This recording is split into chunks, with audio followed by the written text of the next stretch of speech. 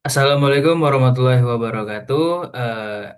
Di sini saya dan teman-teman saya akan mempresentasikan tugas kelompok akan logistik regression dengan menggunakan machine learning life cycle. Di sini ada tiga anggota anggota kelompok. Yang pertama ada Muhammad Farhan El Ghifari, lalu ada saya, dan juga ada Brand dengan NPM yang sudah tersedia. Lalu latar belakangnya di sini ada tiga. Yang pertama yaitu problem understanding. Permasalahan yang dihadapi bersifat klasifikasi atau dua atau lebih kelas yang dapat diklasifikasikan sehingga membutuhkan model yang mampu memprediksi probabilitas suatu kelas secara jelas dan pastinya terukur. Lalu yang kedua yaitu data collection dan juga understanding. Masih kurang lebih sama dengan yang sebelumnya, namun yang sebelum itu mengenai masalah, yang ini lebih mengertikan mengenai data. Data yang digunakan umumnya terstruktur, memiliki fitur numerik atau kategorikal, dan jumlahnya juga jumlah untuk pada bagian data relatif cukup untuk pembelajaran statistik.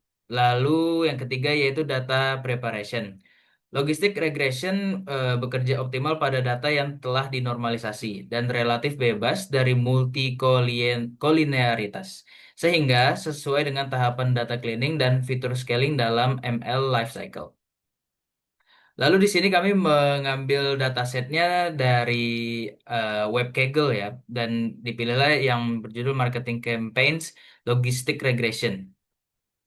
Lalu di sini kami menggunakan 7 metode machine learning life cycle. Yang pertama yaitu data collection and preparation. Lalu yang kedua feature engineering and selection. Yang ketiga ada model selection and architecture. Yang keempat ada training and validation. Lalu ada model evaluation and testing. Yang keenam deployment and integration. Lalu yang ketujuh ada monitoring and maintenance. Ya. Lalu untuk pertama kami mengambil pastinya library ya. Library itu kan fondasi utama. Jadi kode yang terdapat di sini itu ibaratnya perlengkapan tempur sebelum memulai perang, ya kan? Data NumPy, NumPy gitu dan pandas itu dibuat untuk mengurus angka dan data pada tabel itu biar rapi. Dan Matplotlib ini dan Seaborn tugasnya yaitu membuat grafik supaya hasil analisis nanti dapat lebih enak dilihat gitu dan nggak cuman hanya angka. Dari Scikit-learn nih ada 4 ya. Nah, dari Scikit-learn ini kita siapin alat untuk membagi data latih dan juga data ujinya, melakukan validasi, lalu menstandarkan data, hingga mengubah label jadi bentuk yang bisa dipahami oleh mesin. Model yang dipakai di sini adalah logistic regression. Cocok ya, cocok buat klasifikasi, lalu performanya dicek berbagai metrik kayak confusion matrix, akurasi, classification report, sampai erosi dan AUC. Bisa apa namanya, biar untuk mengetahui seberapa pintarnya model ini atau seberapa jagonya model ini. Joblib di sini Joblib ini. Joblib itu dipakai buat menyimpan model agar bisa dipakai lagi tanpa melatih ulang dan warnings itu dimatikan ya, dimatikan supaya outputnya nanti tidak berisik dan si Bone diset ke style white grid SNS ini biar grafiknya itu tampil lebih bersih dan profesional. Maka intinya nanti semua library ini adalah apa ya, langkah awal biar proses machine learning jalan mulus dari awal sampai ke akhir. Lalu yang pertama saya akan menjelaskan mengenai data collection dan preparation. Di sini kami mengambil ini sebagai kode utama ini di bagian pertama ini ya, di bagian ini tuh kita itu dibawa untuk memperkenalkan terlebih dahulu apa saja yang terdapat pada datanya ini, pada dataset ini. Jadi bagian ini tuh kita kenalan dengan 5 data teratasnya dari dataset cuaca yang sudah dibaca dari file CSV. Tujuannya simple tapi sebenarnya penting biar untuk kita itu tahu struktur data yang dipakai, kolom apa aja yang ada, lalu gambaran awal nilai-nilainya sebelum lanjut ke proses yang lebih serius nantinya. Terlihat di sini ada informasi mengenai temperatur, kelembapan, kecepatan angin, tutupan awan, tekanan udara, sampai label hujan sebagai target prediksi. Ini hanya dalam bahasa Inggris saja kalau yang di dalam filenya. Jadi dengan langkah ini tuh kita bisa memastikan data itu sudah kebaca dengan benar, tidak ada kolom yang aneh, lalu juga sekaligus mendapatkan feeling awal lah dan tentang pola data ini ibaratnya kayak pemanasan sebelum masuk ke tahap pre-processing dan training model nantinya. Lalu di sini juga kurang lebih sama ya. Kurang lebih ini tuh menampilkannya data kayak tadi juga, cuman yang ini bedanya ini nih menampilkan 5 data terakhir dari dataset untuk memastikan kondisi data itu aman dan juga konsisten. Dengan menggunakan dftail, dftail itu kita bisa mengecek apakah format kolomnya itu apa tetap sama, nilainya masih masuk akal dan gak ada data yang aneh-aneh lah di barisan terakhir yang bisa nanti membuat error saat proses training dan semacamnya.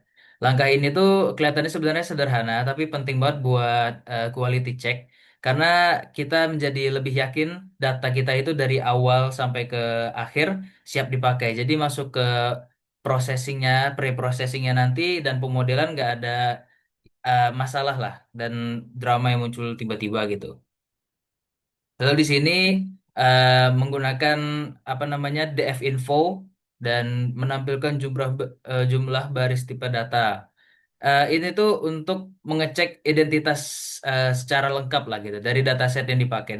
Dari sini tuh kelihatan kalau jumlahnya ada 2.500 dengan 6 kolom lengkap tanpa ada missing value. Jadi datanya ini bisa dibilang cukup bersih. Kita juga bisa lihat tipe data tiap kolom. Mayoritas berupa numerik ya dengan apa di typesnya float 64 dan satu kolom target berupa teks yang nantinya juga perlu diproses lagi sebelum masuk ke model. Intinya langkah ini tuh sebenarnya penting.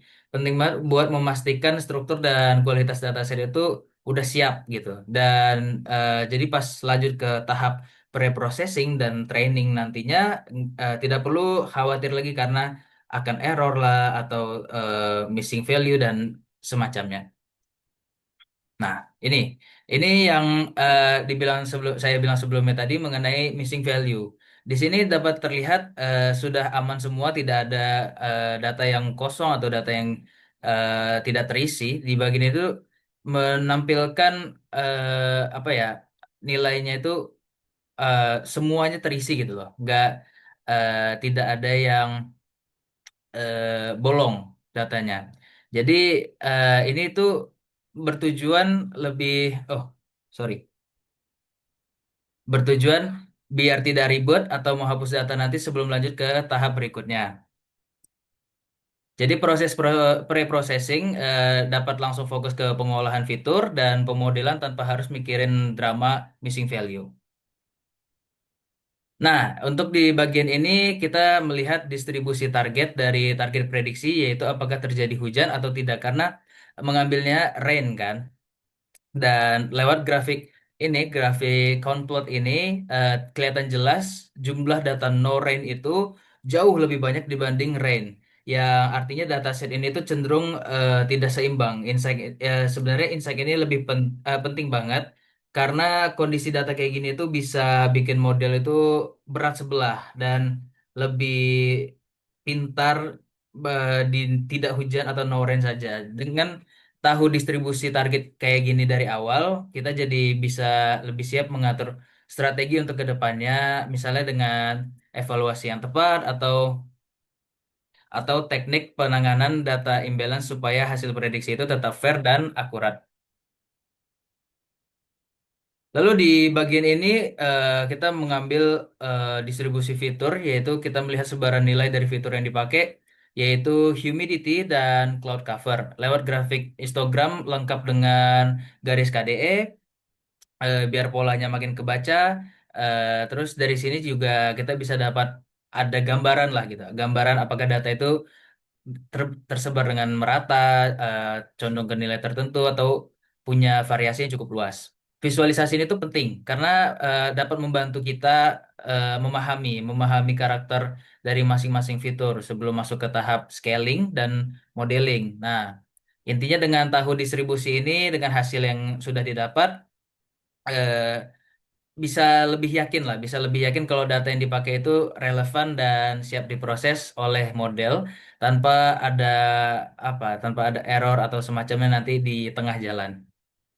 Dan untuk materi selanjutnya akan dilanjutkan oleh teman saya.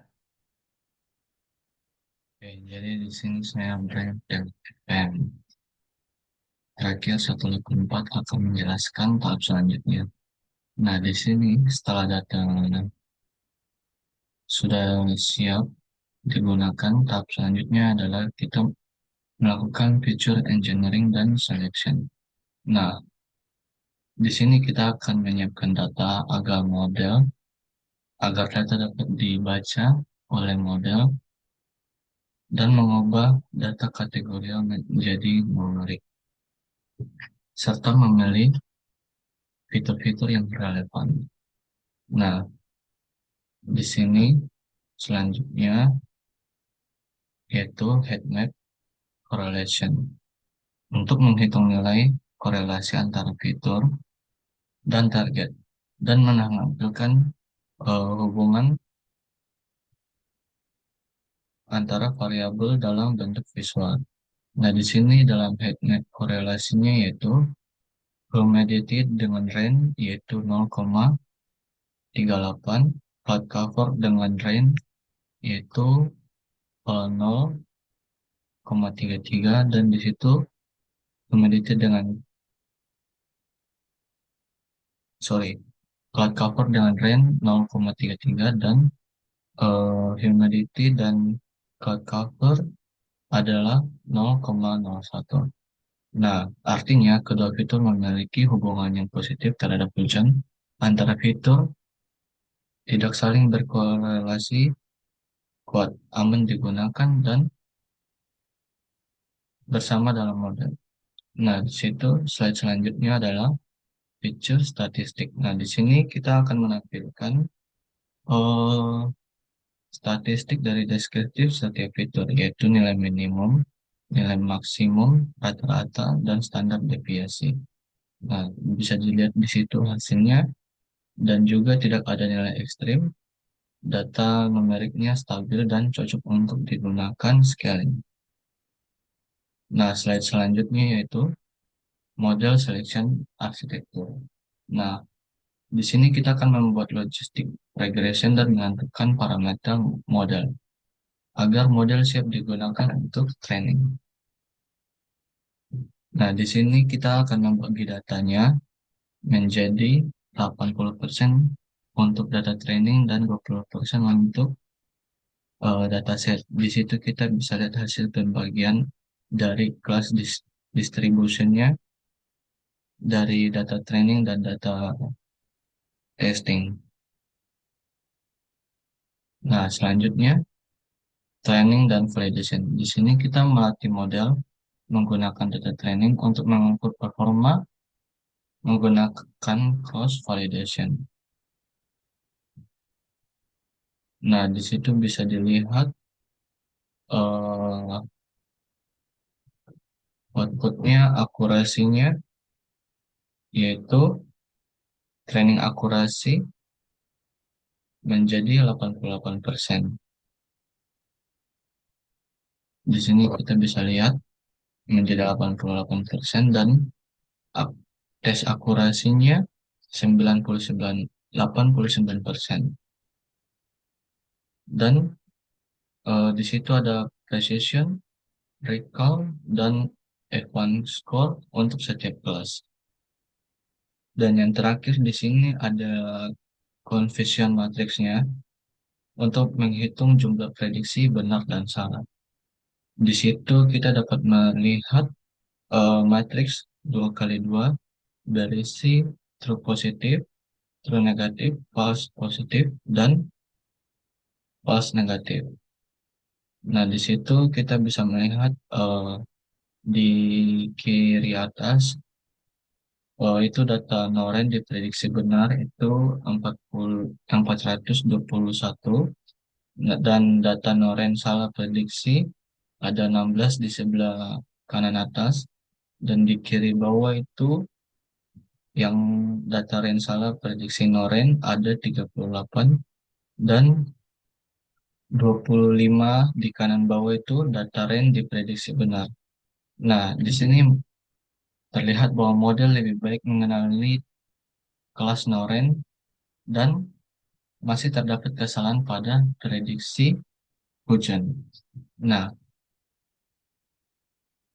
sekian penjelasan dari saya. Untuk tahap selanjutnya akan dijelaskan oleh teman saya.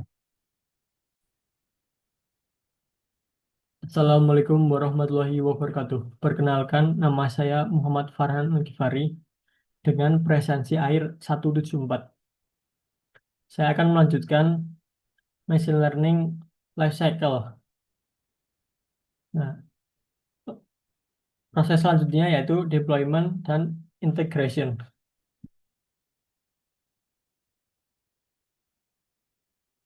Kode ini melakukan menyimpan atau serialisasi model dan pre-processing. Nah, untuk apa? Supaya model tidak perlu dilatih ulang dan dapat digunakan kembali pada tahap deployment atau prediksi data baru. Selain itu, mm, memuat kembali model dan preprocessing yang sudah disimpan, lalu membuat data input, melakukan preprocessing data baru di akhir, dan di akhir melakukan prediksi kelas dan menghitung probabilitas prediksi. Nah, di outputnya melakukan prediksi target yaitu Noren. Hasilnya ya berubah probabilitas sebesar 0,088. Sedangkan yang di sebelahnya yaitu probabilitas untuk hujan atau rain. Selanjutnya yaitu decision boundary and probability. Nah, ini merupakan visualisasi logistic regression dengan decision boundary.